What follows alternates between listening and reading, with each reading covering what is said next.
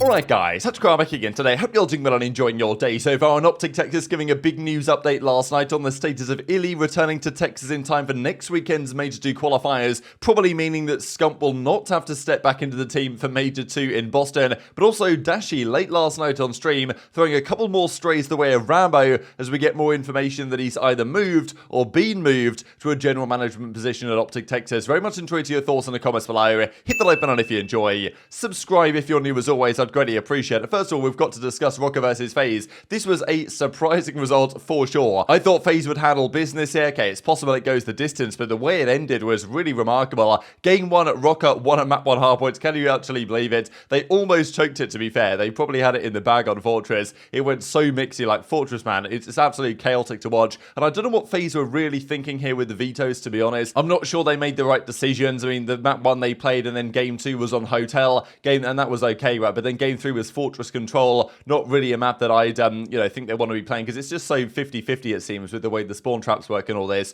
So, don't know. Seems like a little bit of a questionable decision-making there from FaZe, but Rokkr take massive advantage. They win game 1. Afro went off game 2, and really, like, this came down to, again, I was saying in last night's video while this series was going on, if you're FaZe and Cellium isn't going off and you're winning, that's a good sign. Same story for Rokkr, right? We see a lot of teams lately, their ARs are dropping a 1.0 flat with not much damage, and it's the SMGs that are taking advantage of the Vasino being very good right now. Now, Afro and Bance did exactly that. Cammy had a good series as well, but Afro, I mean, this guy's honestly unbelievable. It's good to see him finally free from the London camp, it's got to be said, and, this from Bance, even unintended line of sight or not, but Bance had a great map 1 and continued out the series as well. Afro had a phenomenal last couple of maps on the series, and a quick 3-0 from Rokkr against Atlanta FaZe. This is, really interesting for FaZe, right, because they came out swinging the first week of qualifiers. They play New York Subliners today, which is, they're the best team in the game right now, I would say. So they're going to be tough to beat. And if FaZe lose that one again, it does raise some questions, because so far we've seen, most of the results we've seen have been relatively predictable. There's been some upsets, some surprises, some game 5s. But a result like this, FaZe just weren't at the races yesterday, there's no doubt about it. And, okay, the maps were still relatively close. It wasn't like FaZe got blown out, but a 3-0 nonetheless is a 3-0. So yeah, FaZe have to bounce back. And also, FaZe don't get 3-0'd very often at all. The last time they got 3-0'd was, well, we'll see it in a second actually, it was by the Minnesota Rokkr, would you believe, quite a long time ago. And as Sasha says, GG's Minnesota, quite possibly the worst we've played as a team, which is interesting because last weekend was quite possibly the best they played as a team against Surge. So, just one of these weird things with FaZe right now that clearly they're not seemingly quite on the right page. And even Attacher thought it was funny because Aches was saying that this series was going to be so quick in FaZe's favor that he was going to order a sub or something, and by the time the series was over it wouldn't even have arrived. And Attachers, hope you enjoyed your sub, because of course as it turned out it was the other way around. A quick 3-0 for the Minnesota Rokkr. And as Brian Stat says, the last time FaZe got 3-0'd was stage 3 of last year by none other than the Minnesota Rokkr. They do it again today. Overall numbers looking like this. Afro with another phenomenal series. Bance as well. Bance does have this thing in him where sometimes he'll just turn up big time against FaZe, it seems. Same kind of effect that Mack sometimes has on the Seattle Surge. And, when it's working like that. And Cammy goes positive. So, good to see Cammy having a good series here. Need to see more of that from him, because if he can hit that, this team on paper should still be very solid. And they do have the potential within them, but they've just not been so good so far this year. And they just need to win some more game 1s. Apparently game 1 is the catalyst for these guys. If they win it, they can absolutely fry from there. Quick note from Doug as well, I thought was just interesting to mention while we have the time. Shout out Daniel Sai for taking the time to meet with me during Champs to speak challenges in the future, because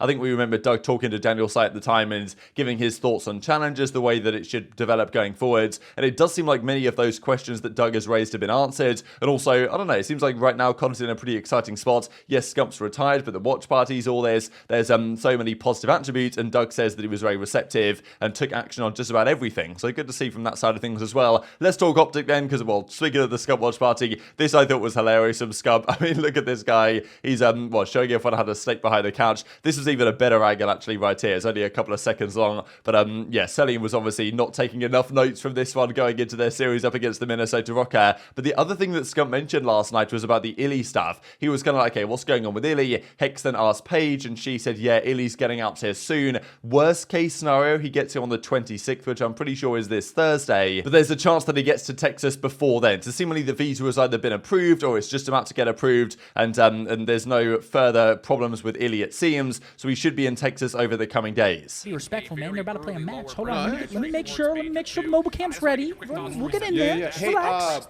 Paige. What's the the update on iLLeY? I want to give everybody an update. Coming back into this roster as a whole, obviously, you know, pick and choosing which players are going to be fielding. It's always going to be growing pains continuously. I'm always going to be impressed with Capsa and what he does bring to the table. And, you know, Worst case is he flies here the 26th, but he should be here so sooner he will than be that. here. Indeed, same here. So I'm not coming back in. London experiment continues, and Thieves, well, Pocket, that's looking like Thank God. a little bit. You were banking on it. So everybody, you heard it here first. And can we get a applause in the chat? I'm not coming back in for the major. As well as Someone just says. Honestly, how did it feel to cast Come on. CDL you've been watching? This also, of course, means that Scump will not be required, as we understand, to step in for iLLeY at the major, because Scump is still technically their substitute and probably will remain their substitute for the rest of the season, you would presume, just in case anything goes wrong. Scump knows the guys, knows the team, knows the game, could step in at a moment's notice if absolutely necessary. So we might not quite yet have seen Scump's final series in cards, but, you know, more than likely we probably have. Now, unless anything mad happens with OpTic again, as it has done the last couple of seasons. So iLLeY will be back at least by the 26th, according to what they said right there, which is good news, of course, because their matches, I think their first match this weekend is on the 28th, so they should be able to at least all be in person there. Now, in fairness, iLLeY on that Bell Fiber line in Toronto's headquarters was absolutely on fire as well last night, but, you know, nonetheless, it will be better for the team to have everyone back there in person. And just to look quickly at next weekend's matches here, so OpTic don't play on Friday the 27th, they play Vegas on the 28th, and then they play FaZe on the 29th. So, I mean, they're currently 3-0 OpTic and have guaranteed their spot in the winners bracket, but they could get a very good seeding here if they beat Vegas, as they would be favourites to do, and then against FaZe, a very exciting series as well. So both of these matches, more than likely, iLLeY will be back with them in person. They'll be playing on all the same setup next to each other. The fact that they've gone 3-0 without that, I mean, they even had Scump for one of their matches, is just, you know, very impressive with what they've managed to achieve so far with so little time on the clock since their roster came into force. And I thought it was even funny from Scump here. This is not cool at the COD League. OpTic Texas win, Toronto eliminated, no Scump, no problem, 2-0 after the Kings' surprise retirement, which is pretty funny to be honest. But, you know, as I said yesterday, I don't think Scump was the problem, but I do think that having Scump and Shotzzy as the SMG duo was a bit of an issue, right? And putting Scump to the flex made sense, and if Scump wants to retire, then put another flex in, such as get Dashy and iLLeY as a duo back, and then bring another SMG partner to Shotzzy. That seems to be the best way to do it, and that's how they've had success so far. So OpTic say the worst case scenario is he gets here sometime this week, so presumably by the time the major begins on, I think, February the 2nd, or I think it's February the 2nd, then surely he'll all be okay, so no issues there, we believe, at the very least. Now, we've also got to mention that after everything concluded last night, the matches are over, the guys went on stream to do 8s and all this, and Shotzzy was having his way with some of these guys as well here on Fortress. I mean, look at the play he makes. I don't know how he manages to dive this far. Look how far he dives. He does like the kind of the shimmy there and just dives out like beyond belief. And then poor Vivid is like getting world start here. Like Vivid just gets smoked, honestly. He was kind of happy about that one. But Dashy was also on stream in the late hours of the morning, his time, which is, you know, only about an hour and a bit ago, my time here, as I'm recording this video right now. And he was on stream with a streamer called Demi, and he was talking about various things. I don't know. They were just drinking and having a laugh, really. Now, there was someone in the chat, to Demi's chat, who asked her the question, ask Dashy about bowling. And she apparently really likes to go bowling. Now, Dashy, obviously, after all the Rambo drama with the bowling, now, I think he might have had a couple of drinks in him at this point. So, you know, take it all with a bit of a, you know, grain of salt here. But nonetheless, Dashy talks about the bowling stuff again, saying it's kind of, you know, ruined his life and all this, and isn't really afraid of going down the rabbit hole of the bowling stuff once again, despite the fact that either Rambo's there, either Rambo's not there. We don't really know. You'd have thought that now Dashy was back in the team, you'd have thought maybe he'd have calmed down a bit on the whole versus Rambo and the bowling thing, but it is still very much alive. I can't believe I just ask about bowling. Ask about bowling? We shouldn't talk about bowling. I don't think we should talk about. Stop. Do you like to bowl? No, I don't like the bowl at all. Actually, we should not talk about it. I love. I can tell you've been you're not paying attention to like. No, I love bowling. I don't, dude. Stop saying just like you're not like. But just, no, I'm being dead ass. Like I love bowling. You love bowling, like dude. Stop. So nerdy. I love that. Love. Like how? Like okay. Like let's say if we were having like a Val or like COD sesh, would you dip on me for like a bowling? Like let's say if somebody hit you up for bowling. If my friend hit me up for bowling, yes. You'd actually dip? I'd actually dip. Oh, dude, like just like the rest of them. Bowling not so fun. Like I love it. It's all good. I don't know. Like so, like you're just proving my point. Like for DTV and shit. Like it's all good though. Like you're just like this stream. Do we fill her in on the bowling news or we don't? We don't. Listen, just know, like, I don't fuck with bowling. Just know that. I don't fuck with it at all, actually. Bowling actually, like, ruined my life. Yeah. It's not cap. Actually, it's kind of cap, but...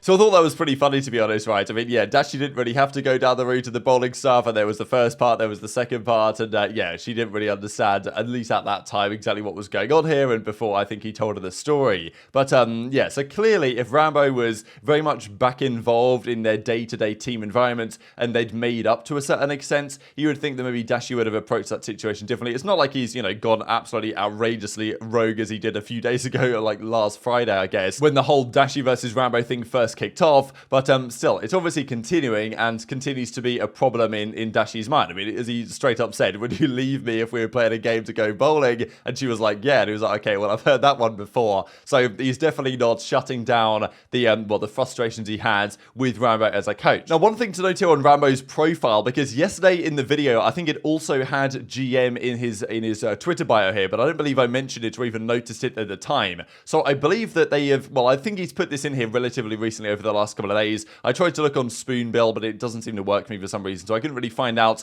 for sure, guaranteed, if he's put this in over the last couple of days, but I believe that he has, and, you know, so he's still written as the head coach here / general manager, but, you know, that kind of aligns with the rumors that potentially Rambo's been kind of moved on from the head coaching position, and is going to be more of a GM for the organization in general. What does that mean for them in terms of coaching or whatever? But, I mean, look, it doesn't really seem to me like Rambo's been there the last couple of days. JP's been there, kind of their analyst for support, but they've still been frying everyone. So it's like, you know, raises the question as to how valuable those interactions have already been over time. For example, they win last night, JP comes in, and yeah, I'm sure it's helpful, but at the end of the day, these guys know how to play Call of Duty at a pretty good level regardless. Let's talk about the matches for tonight, the final set of matches for the Major 2 qualifiers. Thought this is really cool, actually, from Doug Leave. Comes out with a percentage chance based on, well, 10,000 simulations of remaining games, the way they could potentially go of starting in the winners bracket at Major 2. So FaZe are only 1-1 right now, but based on kind of the way other teams are looking, they're still pretty likely, based on how good they should be theoretically, to qualify in the winners bracket. There's some teams that are looking sketchier. London are 0-3, they're probably for sure in losers.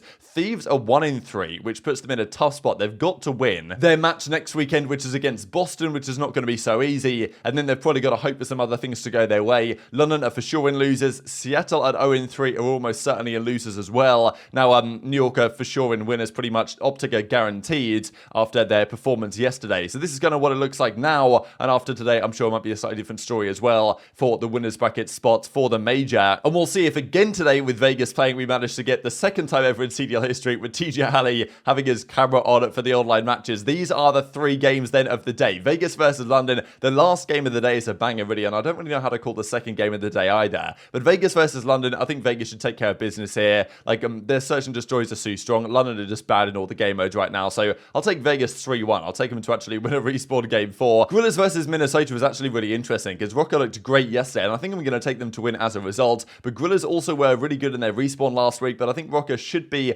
slightly more well-rounded, so I think I'm going to take Rokkr maybe in a game 5 here, actually. And then Subliners versus FaZe. I would, and I'm really hoping this is a banger series. It should be if FaZe bounce back from their series loss yesterday. But Subliners look so good in all the modes, and FaZe's loss yesterday. I think I'm going to take New York to win this one, but I've got to say a game 5 because it better be. But very much intrigued to your thoughts on all this stuff in the comment section below. Hit the like button if you enjoyed. Subscribe if you're new. Take care, and I'll see you next time.